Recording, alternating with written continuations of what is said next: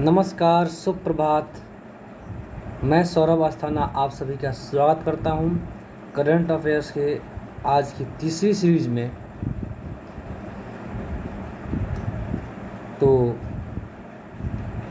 मैं बता दूं आपको कि ये करंट अफेयर्स की आज की तीसरी श्रृंखला है और हम लोग शुरू करने जा रहे हैं बहुत ही अच्छे प्रकार से।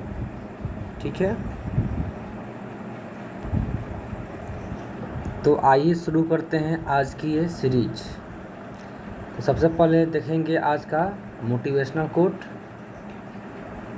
ये कह रहा है कि जो मुस्कुरा रहा है उसे दर्द ने पाला होगा। जो मुस्कुरा रहा है उसे दर्द ने पाला होगा। जो चल रहा है उसके यहाँ पाँव होगा, यहाँ पाँव होना चाहिए, है ना। जो मुस्कुरा रहा है उसे दर्द ने पाला होगा। जो चल रहा है उसके पाँव में छाला होगा। बिना संघर्ष के इंसान चमक नहीं सकता। जो जलेगा उसी दिए में तो उजाला होगा। कहने का मतलब है जो इंसान संघर्ष नहीं कर सकता, इस इंसान में संघर्ष करने की प्रवृत्ति नहीं होगी, वह इंसान चमक नहीं सकता है ना। आज जो चमकेगा नहीं, जो जलेगा नहीं, वह पूरी दुनिया को, समाज को कैसे प्रकाशित करेगा। तो बिना संघर्ष किए कुछ हासिल होने वाला नहीं है। संघर्ष करना है तो दिए की तरह जलना ही पड़ेगा। अपने लक्ष्य तक पहुंचना है तो दिए की तरह जलना ही पड़ेगा।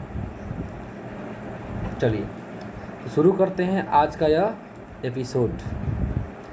मैंने आज एक नई पहल आई है इसमें कि मैंने सोचा है कि पिछले दिन का डेली में रिवीजन कराते चलूँगा आप लोगों को। पिछले क्लास में जो भी पढ़ाई हुआ है, जो भी करंट अफेयर पढ़ाई हुई है, उसका रिवीजन हम 2-3 मिनट में कर लेंगे। फिर हम आगे आज के नए प्रश्नों की तरफ आगे बढ़ेंगे। और मंडे से एक और पहल आएगी कि करंट अफेयर्स के प्रश्नों के साथ कुछ जीके टाइप के प्रश्न, स्टैटिक जीके के प्रश्न इसमें ऐड किए जाएंगे। ठीक है, चलिए शुरू करते हैं आज की ये सीरीज।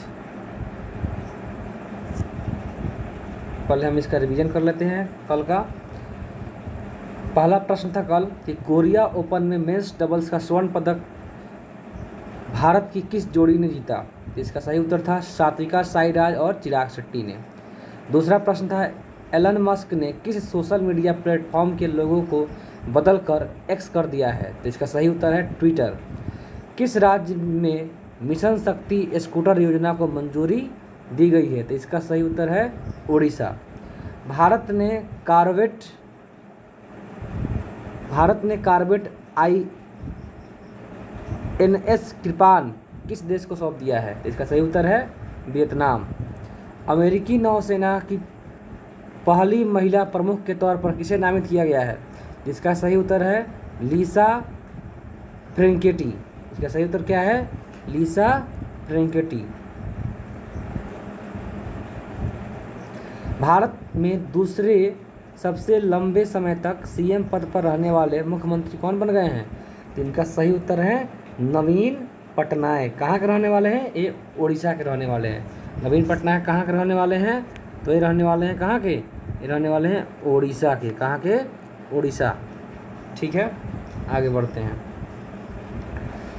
और सबसे लंबे समय तक मुख्यमंत्री रहने का रिकॉर्ड किनके नाम है, तो वह सिक्किम के पूर्व मुख्यमंत्री पवन कुमार चामलिंग।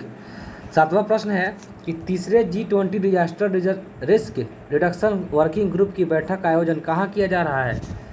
तो इसका आयोजन भारत की अध्यक्षता में चेन्नई में किया जा रहा है। सेमिकॉन इंडिया 2023 का आयोजन भारत के शहर में किया जाएगा। तो इसका सही उत्तर है गुजरात के गांधीनगर में। कहाँ पे, गुजरात के गांधीनगर में। तो ये तो था कल का डिवीजन। और आइए शुरू करते हैं आज के नए प्रश्नों के साथ।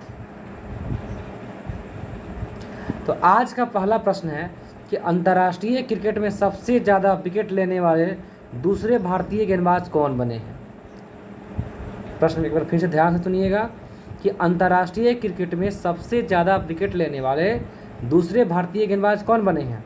तो इसका सही उत्तर है रविचंद्रन अश्विन। इसका सही उत्तर क्या है? इसका सही उत्तर है रविचंद्रन अश्विन। तो अंतर्राष्ट्रीय क्रिकेट अभी हाल ही में भारत की टेस्ट श्रृंखला चल रही है वेस्ट इंडीज़ के साथ। तो भारत और वेस्ट इंडीज़ के बीच खेले गए दूसरे टेस्ट मैच में दूसरे टेस्ट मैच के दूसरी पारी में दूसरा विकेट लेते ही रविचंद्रन अश्विन अंतर्राष्ट्रीय क्रिकेट में भारत की तरफ से सबसे ज़्यादा विकेट लेने वाले गेंदबाजों के मामले में दूसरे स्थान पर पहुंच गए हैं। तो अब प्रश्न उठता है कि पहले स्थान पर कौन है? प्रश्न उठता है कि पहले स्थान पर कौन है? तो पहले स्थान पे हैं अनिल कुंबले। कौन है?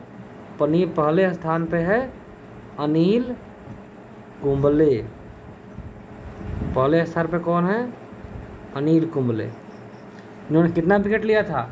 इन्होंने कुल 953, इन्होंने अंतर्राष्ट्रीय क्रिकेट में 953 विकेट लिया था। अब दूसरे नंबर पर आ गए हैं कौन? हमारे रामचंद्रन अश्विन जी, माफ़ कीजिएगा रविचंद्रन अश्विन जी। कौन आ गए हैं? रविचंद्रन अश्विन। रविचंद्रन अश्विन जी आ गए हैं। इन्होंने कितना विकेट लिया है? तो इन्होंने 712 विकेट लिया है। कितना विकेट लिया है? 712 विकेट लिया है। और तीसरे नंबर पर आते हैं हमारे टर्बनेटर के नाम से प्रसिद्ध कौन? हरभजन सिंह। हरभजन सिंह जो कि अपने समय के बहुत ही शानदार स्पिनर थे। हरभजन सिंह, इन्होंने कुल मिलाकर 711 अंतर्राष्ट्रीय विकेट प्राप्त किए हैं। ठीक है, तो सर्वाधिक विकेट इनके नाम है, अनिल कुंबले का नाम है। अभी रविचंद्रन अश्विन ने हरभजन सिंह का रिकॉर्ड तोड़ा है और अब विकेटों के मामले में भारतीय गेंदबाज में दूसरे पोजीशन पर आ गए हैं। पहले पोजीशन पर कौन है? अनिल कुंबले हैं। चलिए आगे बढ़ते हैं अपने अगले प्रश्न की ओर। हमारा जो अगला प्रश्न है वो है कि पीएम मोदी गुजरात के पहले ग्रीनफील्ड हवाई अड्डे का उद्घाटन कहाँ करेंगे? एक बार फिर से प्रश्न सुनिए। पीएम मोदी गुजरात के पहले ग्रीनफील्ड हवाई अड्डे का उद्घाटन कहाँ करेंगे? तो सबसे पहले तो हम जानेंगे कि ग्रीनफील्ड हवाई अड्डा होता क्या है। तो यह बिल्कुल नया हवाई अड्डा होता है जो एक ऐसे नए स्थान पर बना होता है जहां कोई हवाई अड्डा मौजूद नहीं था। कहने का मतलब है कि यह हवाई अड्डा बिल्कुल नया होता है, एक ऐसे स्थान पर बनाया जाता है, ऐसी जगह पे बनाया जाता है जहां पहले से कोई भी हवाई अड्डा मौजूद न हो। तो ऐसे हवाई अड्डे को ग्रीनफील्ड हवाई अड्डा कहा जाता है। तो प्रधानमंत्री मोदी जी गुजरात में 27 जुलाई को हीरासर राजकोट के पास, गुजरात में ही हीरासर राजकोट, हीरासर एक जगह का नाम है, राजकोट में इस ग्रीनफील्ड हवाई अड्डे का उद्घाटन करने वाले हैं। कौन करने वाले हैं? प्रधानमंत्री मोदी जी। तो इसका उद्घाटन कौन करेंगे? इसका उद्घाटन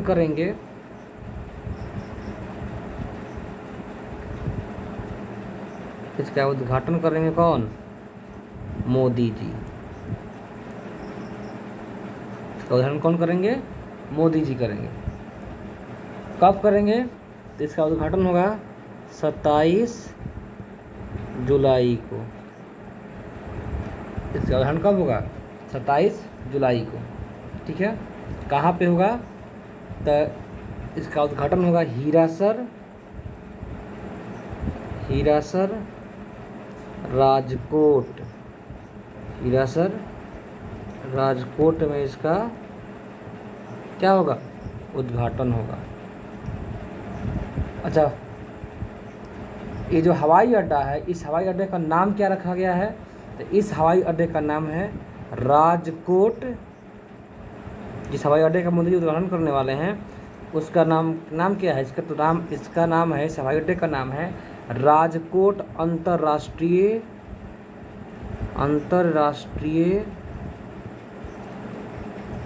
हवाई अड्डा, क्या नाम है?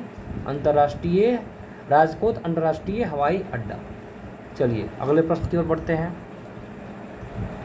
हमारा 5वां प्रश्न है कि केंद्र सरकार ने कितने नए ग्रीनफील्ड हवाई अड्डे स्थापित करने के फैसले को मंजूरी दी है? तो केंद्र सरकार ने कितने नए ग्रीनफील्ड हवाई अड्डा, तो ग्रीनफील्ड हवाई अड्डा मैंने बताया अभी अभी कि एक बिल्कुल नया हवाई अड्डा होता है और एक उन क्षेत्रों में उन स्थानों पर लगाया जाता है जहां पहले से कोई हवाई अड्डा मौजूद ना हो, तो ऐसे हवाई अड्डों को ग्रीनफील्ड हवाई अड्डा कहा जाता है। तो केंद्र सरकार ने कुल मिलाकर 21 नए ग्रीनफील्ड हवाई अड्डे स्थापित करने के फैसले को मंजूरी दे दी है। कितने? तो इसकी संख्या कितनी है? 21।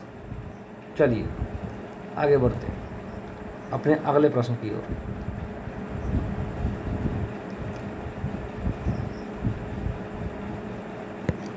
हमारा आज का अगला प्रश्न है कि world youth deaf badminton championship में किस भारतीय ने गोल्ड मेडल जीता है? World youth deaf badminton championship में किस भारतीय ने गोल्ड मेडल जीता है?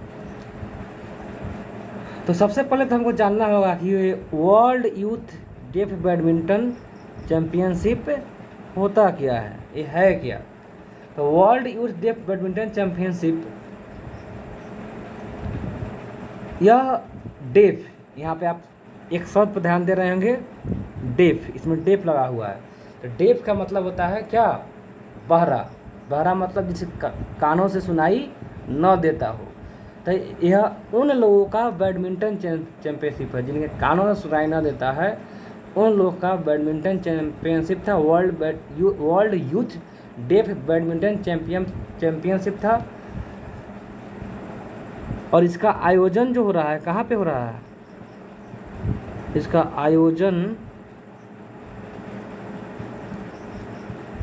आयोजन हुआ कहाँ पे? ब्राज़ील में। कहाँ पे? ब्राज़ील। इसका आयोजन कहाँ हो रहा है? ब्राज़ील में इसका आयोजन हो रहा था। और इसमें भारत की तरफ से गौरांशी ने, किसने? गौरांशी ने गोल्ड मेडल जीता है। किसने? गौरांशी ने क्या जीता है? Gold medal. अच्छा, गौरांशी कहाँ की रहने वाली हैं? तो गौरांशी रहने वाली हैं राजस्थान की। कहाँ की? राजस्थान की। चलिए, तो world youth deaf badminton championship में किस भारतीय ने गोल्ड मेडल जीता है? गौरांशी कहाँ रहने वाली हैं? राजस्थान की। आयोजन कहाँ किया गया है world youth deaf badminton championship का? तो इसका आयोजन किया गया है ब्राज़ील में। कहाँ? ब्राज़ील में। चलिए बढ़ते हैं अपने अगले प्रश्न की ओर। हमारा आज का तो अगला प्रश्न है वो है कि किस देश ने लिंग परिवर्तन और ट्रांसजेंडर विवाह पर प्रतिबंध लगा दिया है?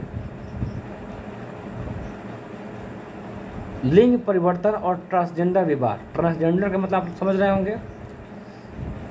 तो लिंग परिवर्तन और ट्रांसजेंडर विवाह पर किसने प्रतिबंध लगा दिया है?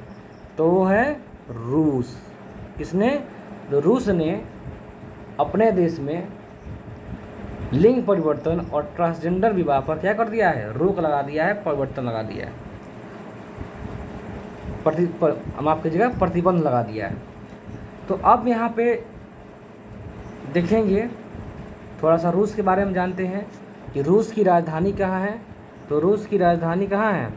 इसकी राजधानी है मॉस्को। कहाँ पे? मॉस्को।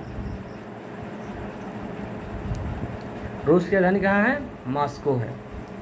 रूस के राष्ट्रपति कौन है? रूस के राष्ट्रपति, इनका नाम है व्लादिमीर पुतिन। क्या नाम है इनका? इनका नाम है व्लादिमीर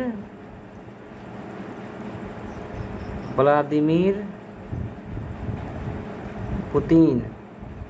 व्लादिमीर पुतिन रूस के राष्ट्रपति हैं। रूस की राजधानी कहाँ है? तो रूस की राजधानी मॉस्को है। रूस की मुद्रा का क्या नाम है? रूस की मुद्रा का नाम है रशियन रूबल। क्या है? रशियन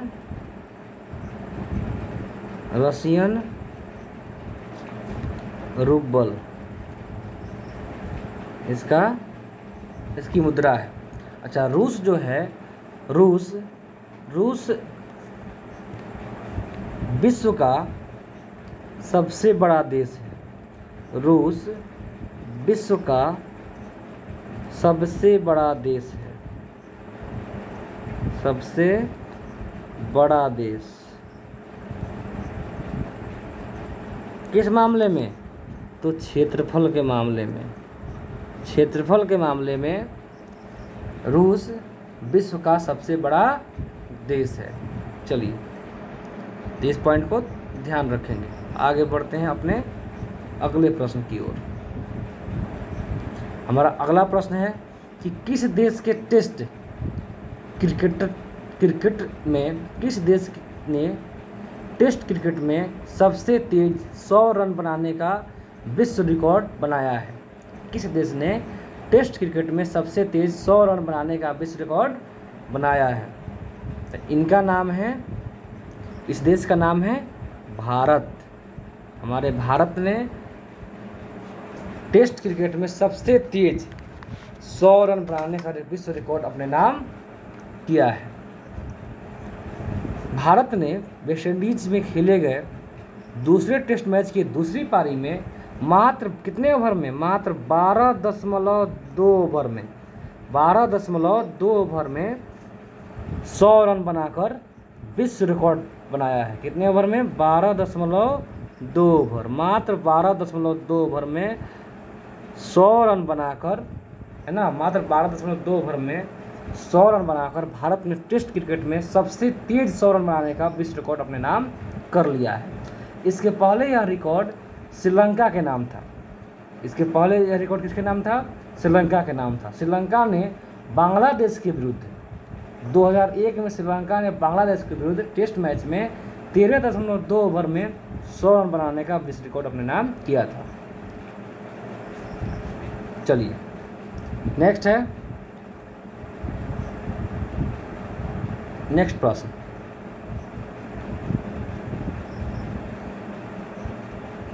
आज का हमारा अंतिम प्रश्न है, किस राज्य सरकार ने मुख्यमंत्री लाडली बहना योजना के दूसरे फेज की शुरुआत की है? सबसे पहले तो देखें कि मुख्यमंत्री लाडली बहना योजना है क्या।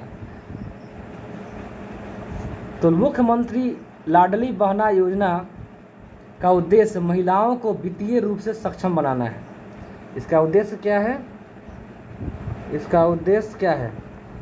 इसका उद्देश्य है महिलाओं को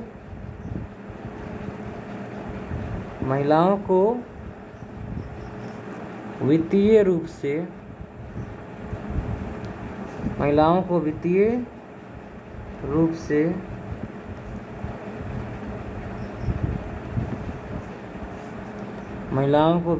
से क्या करना?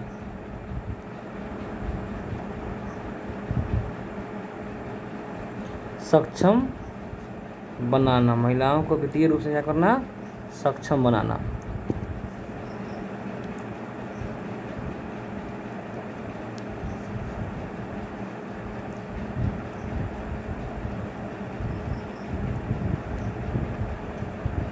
इसमें क्या होगा? इसमें हर महीने की 10 तारीख को 1,000 बैंक खाते में ट्रांसफ़र कर दिया जाएगा।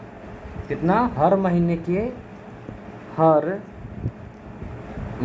के 10 तारीख को, कितने तारीख को? 10 तारीख को, हर महीने की 10 तारीख को कितना रुपया? 1,000 रुपया बैंक खाते